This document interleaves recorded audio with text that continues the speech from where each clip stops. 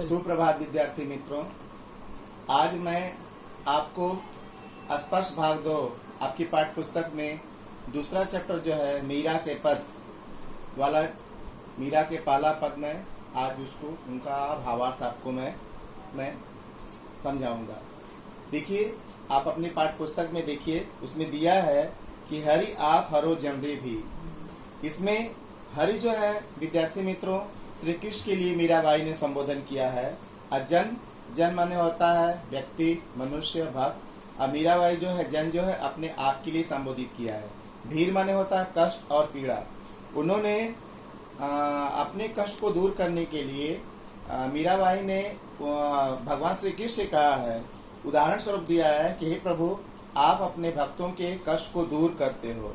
यानी उन्होंने कहा कि हरि आप हरो जनरे भी, यानी हे प्रभु, हे श्री कृष्ण, आप अपने भक्तों के यानी मीराबाई के कष्ट को आप दूर कीजिए, उनकी पीड़ा को दूर कीजिए।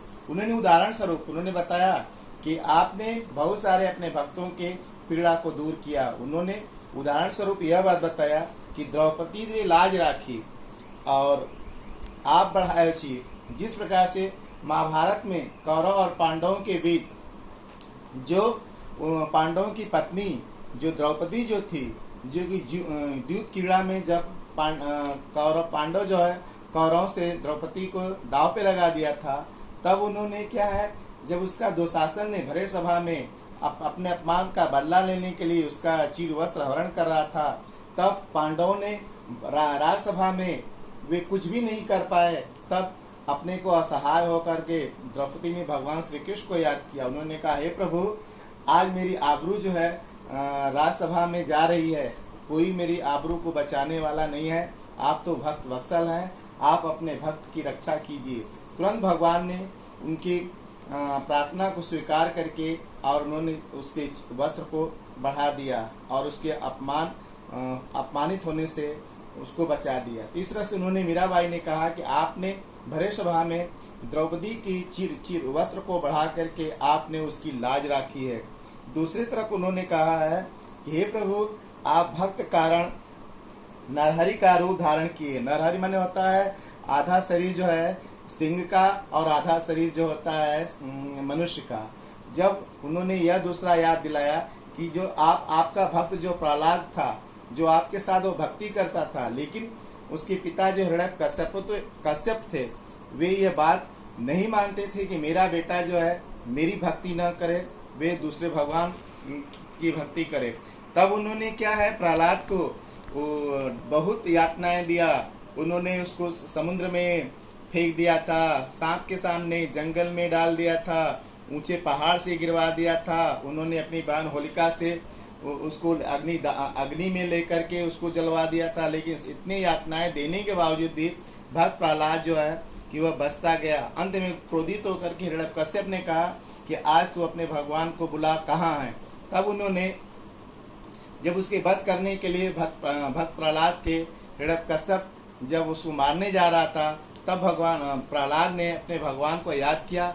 तब भगवान क्या है, नरसिंह का रूप धारण करके, यानी हिरण्यकश्यप को यह वरदान था कि ब्रह्मा का वरदान था कि न तो तुम्हें कोई मनुष्य मार सकता है, न तो तुम्हें कोई जानवर मार सकता है, न तो तुम कोई अश्व से मार सकते हो, मारे जाओगे, न तो सस से मारे जाओगे, न तो रात में मारे जाओगे, न तो दिन में मारे जाओगे, न तो आकाश में मारे जाओगे, न तो पाताल में मारे जाओगे।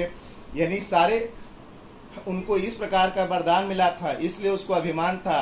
तब भगवान ने नरसिंह का रूप धारण करके उन्होंने अपने नख से जो आधा शरीर जो ऊपर का शेर का था, उन्होंने अपने पैर के ऊपर और घर के क्या है बाहर यानी चौखट पर संध्या के समय, न तो दिन था न रात था, और उसके पेट को फाड़ करके नाखून से क्या है उसका वध किया। इसलिए उन्होंने कहा कि हे प्रभु, मीराबाई ने याद दिलाया कि आप तो अपने भक्त की प्रहलाद की रक्षा करने के लिए हिरण्यकश्यप का वध करने के लिए आप तो नरसिंह का रूप भी धारण कर लिया था।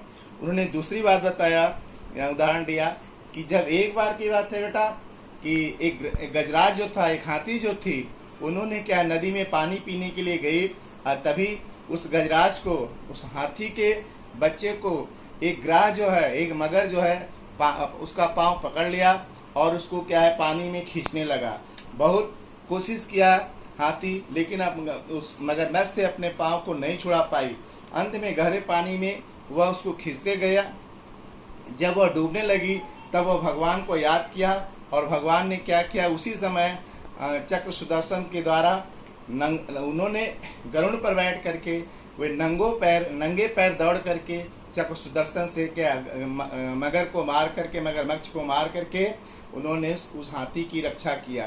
तो उन्होंने कहा, मीराबाई ने कहा, प्रभु आप भक्तवत्सल हो, और जब जब आपके भक्तों पर क्या है भीड़ पड़ती है, कष्ट होता है, तो आप क्या उनकी कष्टों को दूर करते हो। इसलिए उन्होंने कहा कि हे श्री कृष्ण, जो दासी जो है गिरधर लाल की, यानी आप जो गिर को धारण करने वाले आप गिरधर हो, और आप भक्त वत्सल हो, और आप अपने भक्तों पर क्या है जब जब दुख पड़ता है, कष्ट पड़ता है, उसे आप क्या करते हो, दूर करते हो। इसलिए हे श्री कृष्ण, जो दासी है मीराबाई आपकी दासी है, और आप हे गिरधर मेरे कष्ट को, मेरे ऊपर विपत्ति आई है, दुख आई है, इसलिए आप मेरे इस दुख को, कष्ट को दूर करो। तो विद्यार्थी मित्रों, यह जो है इस पाठ का भावार्थ है। फिर भी मैं एक बार से आपको जनरल चर्चा कर दे रहा हूँ कि मीराबाई अपने आराध्य देव श्री कृष्ण से यह प्रार्थना कर रही हैं कि हे प्रभु, आप अपने भक्तों की पीड़ा को दूर करते हो, क्योंकि आपने द्रौपदी के आबरू को बचाने के लिए और राज्यसभा में जब उसका चीरहरण हो रहा था, तो आपने उसके वस्त्र को बढ़ा करके उसकी रक्षा किया है। आपने अपने भक्त प्रहलाद की रक्षा करने के लिए नरसिंह का रूप धारण करके आपने हिरण्यकश्यप का वध किया है। उन्होंने यह कहा कि जो डूबते हुए हाथी को, मगरमच्छ को मार करके भी उसकी जान बचाई है। इसलिए आप जो है, मैं दासी जो है, मैं आपकी दासी हूँ। हे गिरधर, आप मेरी विपत्ति को, यानी आप मेरे कष्ट को दूर करिए।